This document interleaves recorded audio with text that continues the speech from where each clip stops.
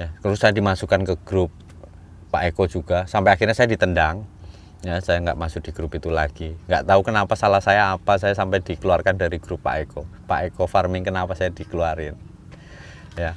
Ternyata satu masalahnya teman-teman, saya minta karena gara-garanya dia ngomong kalau keriting itu pakai eco farming itu sembuh gitu. Saya bilang, saya tantang, mau nggak bikin demlot? Nggak apa-apa, saya biayain gitu loh. Tapi kalau nggak sembuh gimana gitu, saya dikeluarin langsung teman-teman. Itu gimana coba, ya kan? Terus harga, saya bilang harga, dia jual ke saya itu satu box itu, satu kotak kecil itu 250.000 teman-teman. Bayangin ya, kalau kita beli ini saya beli 12.000 teman-teman ya. NPK Booster DGW 12.000. Jadi kalau 250 itu dapat berapa? Itu gitu loh, ya.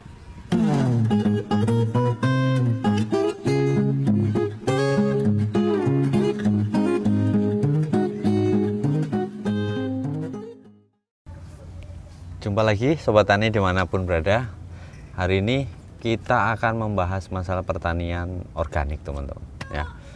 Jadi kemarin di sosial media itu agak ramai antara Pak Nasa dan Pak Eko Farming.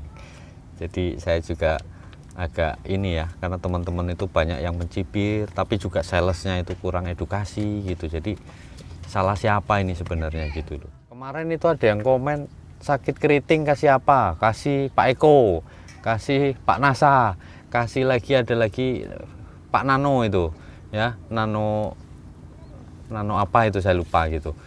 Ini kan hama, dikasih pupuk yang nggak bakalan sembuh gitu loh. Itu konyol menurut saya itu. Di luar negeri memang digalakkan betul teman-teman pertanian organik yang 100%. Tapi mereka harganya beda. Jadi kita petani beli pupuk mahal ya nggak ada masalah karena harganya berbeda gitu loh. Masih ada keuntungan. Tapi kalau di kita 100% organik, bengkak. Menurut saya seperti itu, menurut saya teman-teman. Karena apa? Kelemahan organik ini adalah dia itu pasti lambat pertumbuhannya. Nah ini teman-teman bisa lihat, ini vanili saya juga organik ini, ya, murni organik, ya lambat. Kalau saya booster ini pakai pupuk kimia pasti cepat sekali. Tapi karena permintaan dari pembeli itu organik ya saya siapin yang organik gitu. Karena ada pembelinya teman-teman. Sekarang pengertiannya dulu lah biar teman-teman tuh paham.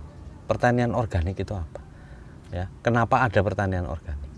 Jadi pertanian organik itu adalah intinya pertanian yang tidak menyebabkan pencemaran lingkungan sebenarnya. Di situ. Ya. Jadi bukan berarti apa namanya? Kita tuh 100% organik, saya pikir harga nantinya nggak akan masuk dengan biaya produksi teman-teman. Ya. Jadi padahal petani pun sudah pakai pertanian organik. Misalnya apa? Untuk pupuk dasar. Pasti teman-teman nanya, air kencing kambing boleh nggak buat pupuk? Air kencing sapi boleh nggak buat pupuk? Air kencing urin apa itu? Urin kelinci boleh nggak? Gitu kan.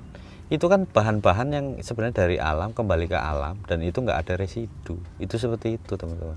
Belum lagi yang nanya, kohe ya, kohe sapi, kohe kambing ya. Kohe itu kotoran hewan teman-teman ya, takut ada yang belum tahu gitu. Kalau bingung juga, nggak tahu juga ya, tai sapi, tai apa namanya itu kambing gitu ya. Itu biar lebih jelas aja kita gitu. Nah itu organik teman-teman. Jadi sebenarnya teman-teman juga sudah pakai pertanian organik gitu loh. Nah tapi kenapa dengan produk organik yang Pak Eko, Pak Nasa, terus Pak Nano itu alergi gitu? Yang pertama nggak ada edukasi. Yang kedua harganya memang mahal. Nah tapi kita juga nggak bisa pakai 100% kimia teman-teman. Nyatanya teman-teman pakai loh ya kotoran hewan untuk pupuk dasar. Berarti teman-teman itu menjalankan sebenarnya pertanian organik. Tapi karena nggak ada edukasi dari produk-produk itu, teman-teman jadi alergi bener gitu loh.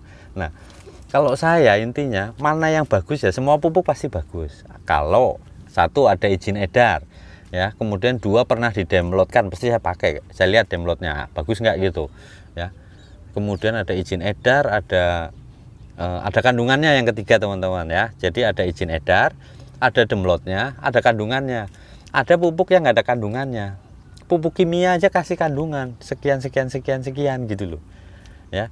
Kalau nggak ada kandungannya, terus kita yang kasih ke tanaman itu apa, kita nggak tahu. Sedangkan bisa tanaman butuh buat pembuahan, tahu-tahu kayak misalnya ini Super Nasa, saya tahu ini fungsinya untuk pembenah tanah sama untuk masa pertumbuhan, sama nanti beberapa kali dia berbuah baru kita kasih lagi gitu loh.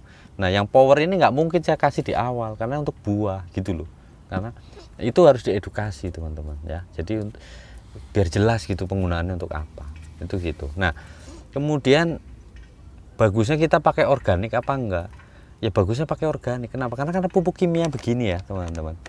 Ini NPK itu ya 12, 6, 22. Berarti totalnya 12 tambah 6 ini 18 tambah 22. 18 tambah 22 berapa ya? 30 ya. Terus tambah 3 berarti 33. Anggaplah ini ada TE-nya.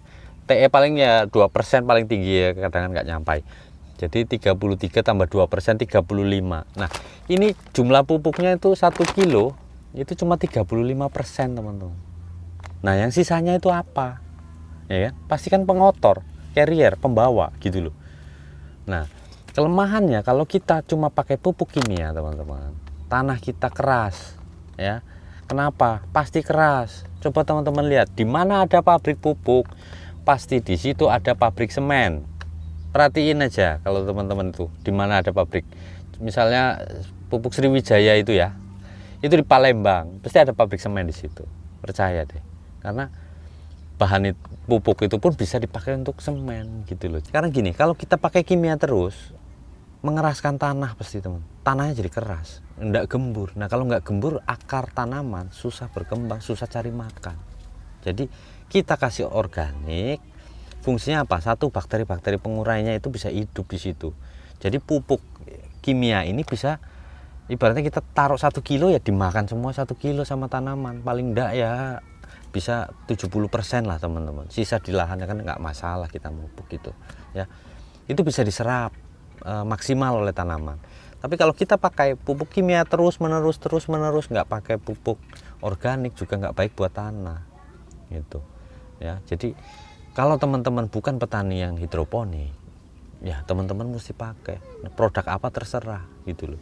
Kalau saya nggak terlalu hobi bikin teman-teman ya. Kalau bikin itu kandungannya pasti berbeda. Hari ini kita ambil misal di kandang A kotoran hewan, kita bikin POC ya, kasih M4, kasih apa gitu, gula lah apa, aduk, mungkin N-nya tinggi hari itu. Begitu kita pindah kandang, kita bikin POC lagi, itu beda. Nah itu akan kesulitan kita sendiri, kenapa tanaman saya kok beda-beda, karena kita nggak ngerti kandungannya apa itu gitu. Jadi buat teman-teman marketing Nasa, marketing Pak Eko ya, marketing Pak Nano, pokoknya semua pupuk organik itu ya, tolong edukasi teman-teman di lapangan, jangan cuma sekedar jualan. Bikin download baru teman-teman bisa bilang ini download Pak Nasa, mungkin ini download Pak Eko, mungkin ini download Pak Nano. Itu berani nggak teman-teman distributor ini bikin download sama petani, edukasi petaninya, jangan download sendirian ya. Petani nggak ada saksinya, tahu-tahu yang bikin download pakai kimia ya kan. Nah coba satu petani biayai untuk bikin download, saya dukung. Jadi ya teman-teman ya, kalau teman-teman nanya ke saya mana yang lebih baik, Nasa atau eco farming, saya nggak bisa jawab. Cuma yang saya pakai Nasa. Kenapa? Karena memang saya sudah pernah pakai. Untuk sawit saya pakai, untuk hortikultura juga saya pakai. Jadi intinya adalah pemupukan yang berimbang teman-teman, antara kimia dan organik. Karena organik sendiri ada macam-macam. Untuk busuk-busukan itu teman-teman ya, kemudian layu-layuan, itu juga kita butuh yang hayati ya, bakteri pengurai teman-teman, bakteri baik untuk tanah sehingga tanahnya lebih subur.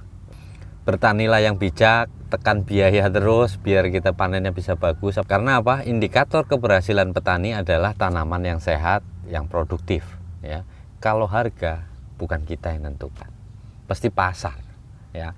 Jadi bikinlah tanaman kita sesehat mungkin teman-teman, sebaik mungkin, seproduktif mungkin ya.